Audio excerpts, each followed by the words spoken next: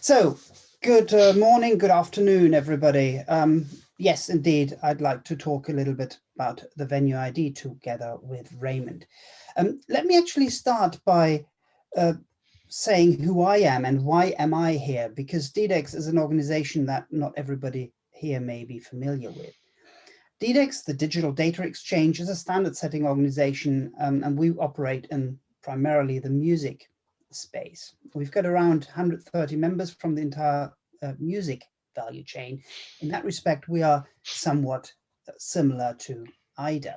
Where we differ is, though, in the focus. We look very much more about messages, choreographies, and the protocol. So how to exchange data between the different parties in the supply and value chain. And if you're looking at this diagram, we call it our tube diagram because it somewhat resembles the underground system here in London. This diagram shows that we actually cover quite a large portion of the music industry value and supply chain. All? No, certainly not all, but certainly a good portion of that. And during the development of those standards, we recognized, and it's quite obvious to most of us, that standards, that identifiers are actually a very good thing. We identify the stuff that is being used, that is being recorded, that is being created in the music industry. So what EIDR does for the film and TV industry, those identifiers we use as well in the music industry, obviously.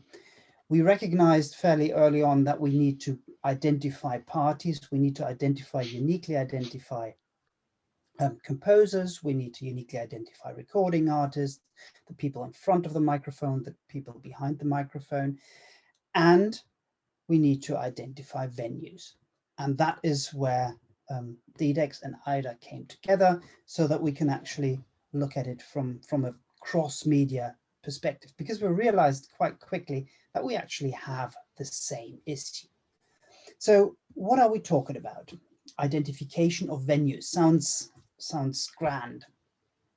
Well, it really is just thinking about identifying and describing where media is created, where music is made, where films or TV programs are being made. So we're talking about recording studios, including anybody's bedroom, wherever music is being created. So is it Abbey Road? Yes. Is it somebody's bedroom? Also yes. But the same applies to any kind of film location and sets. And this little cubicle in which I'm sitting might actually require a venue identifier at some stage, because this event here is being recorded, and therefore this is a recording venue. Equally, we're looking at where media is being performed, where media is being consumed, things like music clubs, concert halls, movie theaters, and the like. So why are we doing this? Well, there are multiple reasons for it. The first that we're talking about is search and discovery. Record companies are repeatedly asked to provide content which was recorded at, for example, the Glastonbury Festival. And how best to do that? By tagging all of those pieces of music that were recorded there with the tag, well, recorded at Glastonbury. We need that venue as an identifier. But also there are rights and commercial arrangements that change between different localities. If a recording is made in a specific country, the musicians may derive specific rights from that. And then you have commercial arrangements that apply to specific locales, specific venues, and that needs to be identified. Equally, the places of use of media is something that, especially in the film and movie industry, is something that needs to be identified. Now, we can all do this by just describing the localities, the venues, but actually properly identifying it makes the whole thing so much more efficient and better to use, which is why we're working on this identification scheme. What we're currently excluding are non-real venues. Things like virtual or narrative venues are being excluded. Things like the International Space Station, though, is very much in scope. You may all have seen the Canadian astronauts rendering of Space Odyssey, for example. So the ISS is a recording venue, needs to be identified. So how do we then describe these things? So we need, of course, for any good identification system, reference core metadata sets, and that starts with a name and the location of the venue. So we have things like longitude, latitude, street addresses, but it's not just the street address, it also is subunits within a street address. So Abbey Road Studio 2 is part of Abbey Road, but it's actually a separate entity by itself. We need to support geopolitical descriptors, things like London, California, New Zealand, but also names of well-defined venues, even if they have no real street address. Just down the road is the Bowie Bandstand and Croydon Road Recreation Ground, for example. Those kind of things need to be able to be described. And then we need to have all kinds of other data as kind of a get me out of jail clause, because we all know that venues can be described in a myriad way of describing it. And that means we have to have this get me out of jail clause in our documentation. We also need to be able to link to existing identification schemes for locations and venues. Now, there are these systems around, but none of which are really suitable for use within the media industry. So that's why we need to start something that works for us, and us being DDEX as well as EIDR, or rather DDEX's members as well as EIDR's members. But these identification systems exist, and we want to clearly link to those and bridge between them. We also need to allow venues to link to other venues. I already mentioned Abbey Road Studio 2, which is related to Abbey Road Studio 1, and it's related to the Abbey Road Studio complex. So these kind of links between venues need to be able to be expressed in the core metadata. And last but not least, there is one thing that makes the whole thing quite interesting, is the dates of operation, especially in the music space. A music club sometimes changes its essence. It's the same place, but it used to be a punk venue, and it has now changed into a jazz club. And in some cases, this is then considered to be a different venue, even if it's the same place. But then we need to be able to define the dates of operation so that we can then identify, no, I mean the punk club at 105 Main Street, or I mean the jazz club at 105 Main Street, for example. And you have things like the Grand Ole Opry, which operated in different time zones, at different times in different places. And we need to be able to identify those different venues, even though they have the same name, but they are different at different places at different times. So that is what we're trying to roughly achieve. Raymond, I think now we'll talk a little bit about where we actually are and what we are currently doing. But if there are any questions on what I have said, please do not hesitate to ask. Thank you, Niels. I just want to say that I've known Niels for years and years now, and he was a very early initial reviewer of the first EIDR proto spec. So we should thank him for that. His comments were incredibly helpful.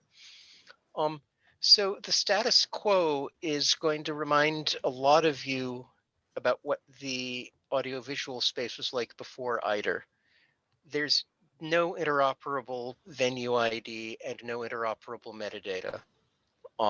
There are lots of IDs. There are things in Wikidata. There are things from MusicBrainz. There are things from Google. There are things from various other streaming services.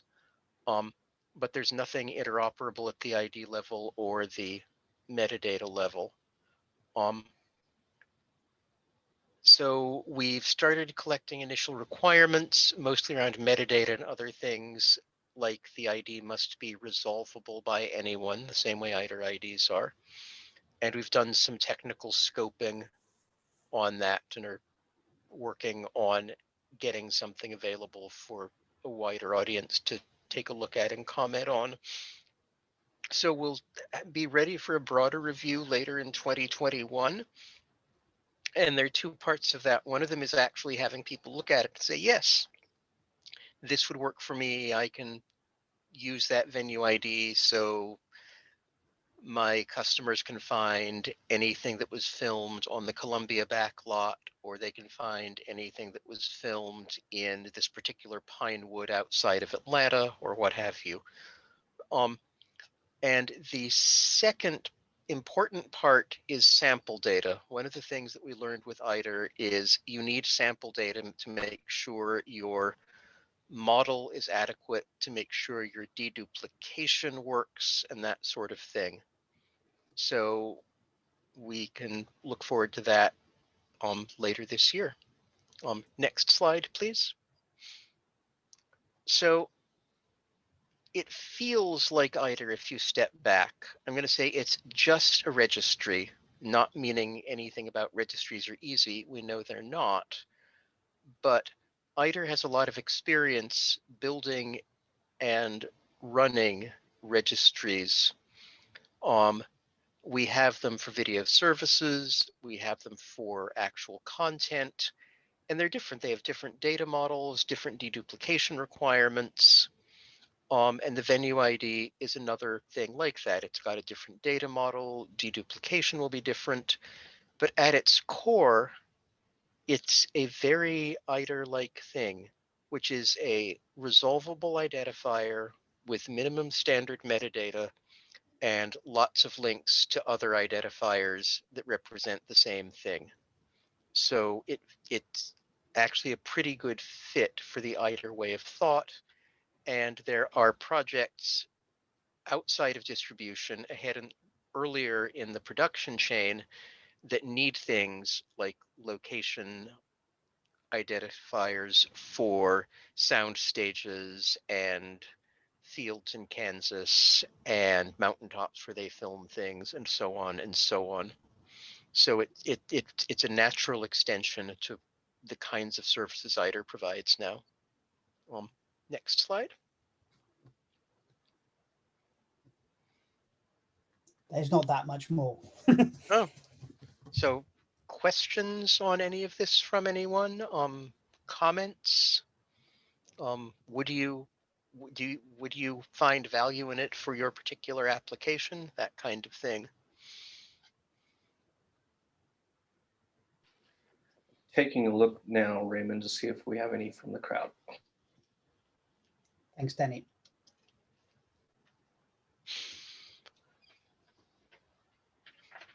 But even if there are no questions now, you see both Raymond's and my email addresses on there.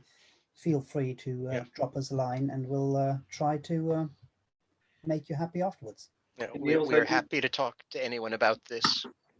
Niels, I did deliver one here in the chat that perhaps you could read out for us. So the question that arrived is, how does DDEX and then EIDR in the future determine the difference between the audio recording of a song and the video of that audio recording?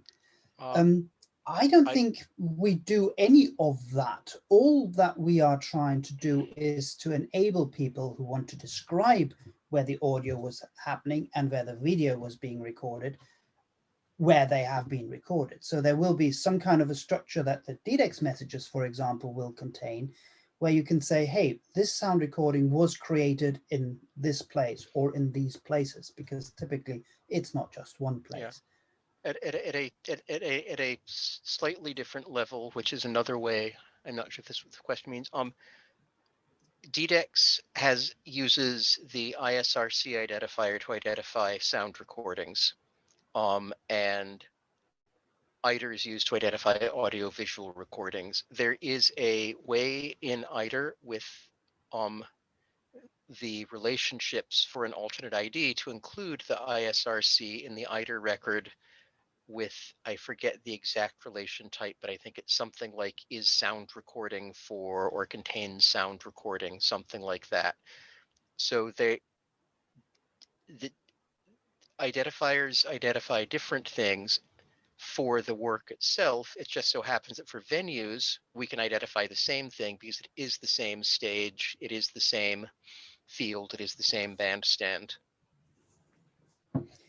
Two other questions came here. How do we handle the location for the ISS?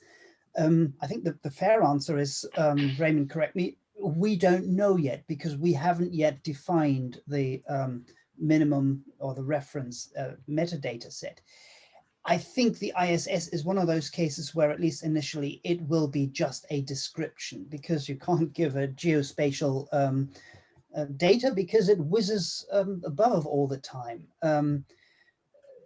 So we don't know exactly how the different types of descriptions will work. That's one of the critical questions, though. How do we make sure that a street address and a geolocator are actually correlated if they describe the same venue? We don't know exactly. Yeah, and that's all part of the deduplication system, which is going to be fairly complex. My vote for the ISS, by the way, is there's nothing wrong with orbital mechanics equations, but they're probably not in high demand.